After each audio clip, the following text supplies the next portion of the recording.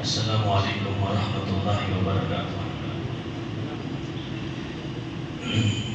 الحمد للہ رب العالمین والصلاة والسلام علی سید الانبیاء والمرسلین وعلی آلہ واصحابہ اجمعین، اما بعد، اعوذ باللہ من الشیطان الرجیم، بسم اللہ الرحمن الرحیم، اقرأ باسم ربک الذی خلق، خلق الانسان من علق، اقرأ وربك الأكرم الذي علم بالقلم علم الإنسان ما لم يعلم۔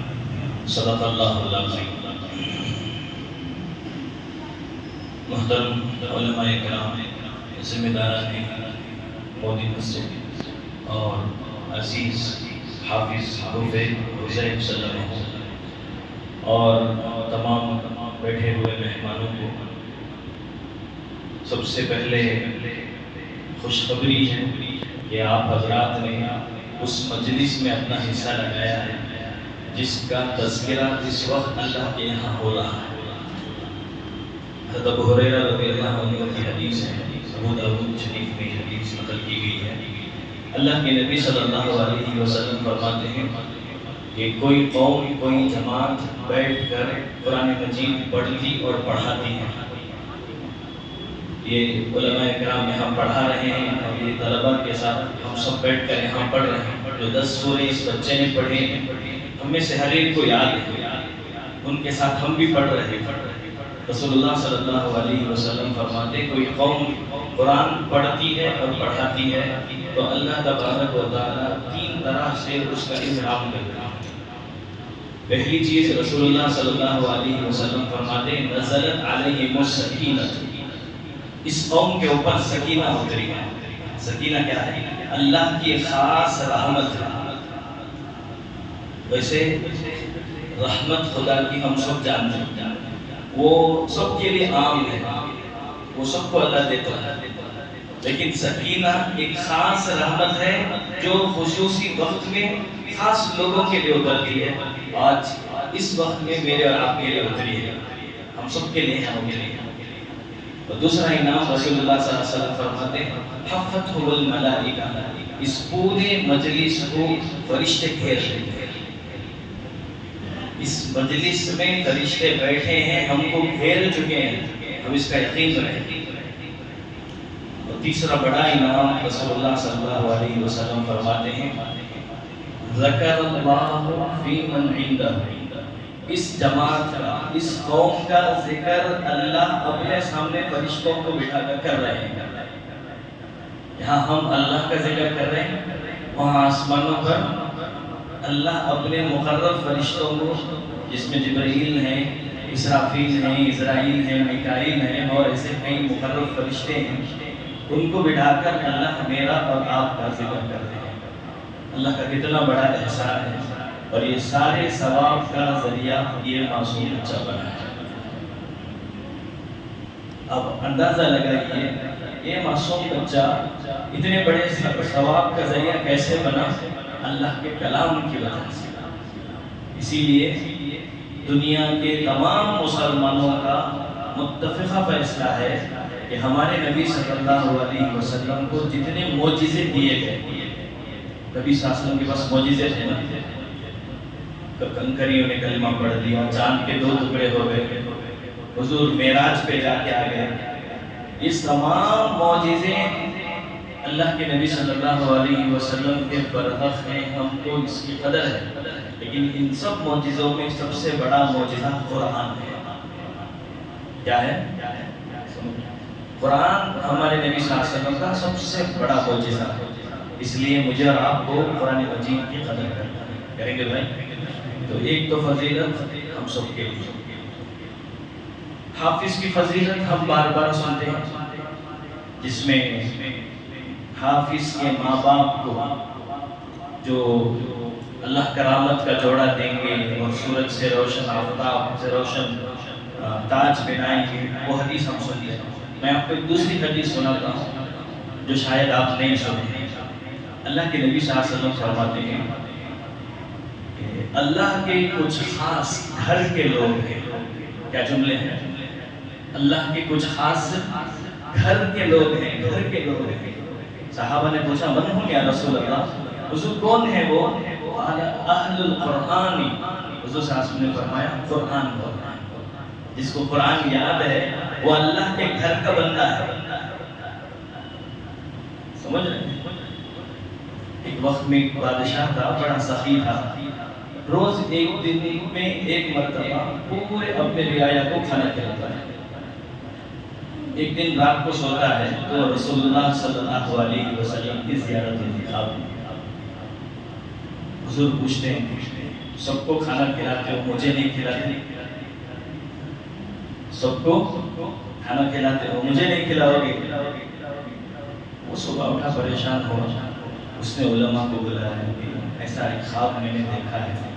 تو علماء نے اس کو بتایا کہ تم قرآن والوں کی دعوت کیا کرو، کیونکہ قرآن والے نبی کے نائب ہوتے ہیں، وہ نبی کے خاص ہوتے ہیں۔ بات سمجھ رہے؟ یہ قرآن والے کوئی معمولی نہیں ہے، اللہ کا نظام ہے کہ اللہ تبارک و تعالیٰ نے معصوم سینوں کے اندر اپنے کلام کو بسایا ہے۔ میری اور آپ کی خوش نصیبی یہ ہوتی ہے کہ ہم اللہ کے کلام کی بھی قدر کریں، کلام والوں کی بھی قدر کریں گے بھائی۔ تو یہ دوسری آخری ایک تیسری بات بول کر بات ختم کر دیتا ہوں کہ یہ بچہ حافظ بن سکا، یہ بات ممکن کیسے ہو؟ یہ ممکن کیسے ہو؟ اس میں کچھ لوگوں کی محنت ہے، اور اللہ اس کے رسول کا نظام یہ ہے کہ اللہ اس کے رسول جو انعامات سناتے ہیں کسی بھی عمل کا، وہ لیسٹ درجے کا، سب سے آخری درجے کا انعام سنا دیتے ہیں۔ اس کے اوپر کیا ملنے والا ہے وہ اللہ نے چھپا دیا۔ جیسے قرآن کی ایک آیت ہے جس میں اللہ فرماتے ہیں کہ جو 1 روپیہ اللہ کے راستے میں صدقہ کرتا ہے، صدقہ کے معنی بھیک نہیں ہے کہ ہم مسلمانوں کو ذرا دل و دماغ میں بٹھانا چاہیے، ہم صدقہ کس کو سمجھتے ہیں؟ بھیک کو۔ صدقے کے معنی ہے نیکی، سمجھ رہے؟ قرآن میں ایک جگہ ہے یسألونک ماذا ينفقون، نبی یہ لوگ آئیں گے آپ کے پاس پوچھیں گے کیا خرچ کریں، کہاں خرچ کریں، تو آپ بتائیے تم کو جو بھی خرچ کرنا ہے، ما انفقتم من خیر فللوالدین، جو کچھ بھی نیکی تم کو کرنا ہے وہ ماں باپ بھی کرو۔ سمجھ؟ تو نیکی، صدقہ، یہ ہم اسے بھیک کا ترجمہ دے چکے ہیں، بھیک نہیں ہے۔ سمجھ؟ تو 1 روپیہ جو اللہ کے راستے میں لگاتا ہے، قرآن کہتا ہے ایسا ہے جیسے اس نے ایک دانہ زمین پہ ڈالا، وہ دانہ 7 بھٹے نکالتا ہے، اور ہر بھٹے میں 100 دانے، تو ایک کا کتنا ہو گیا؟ 700۔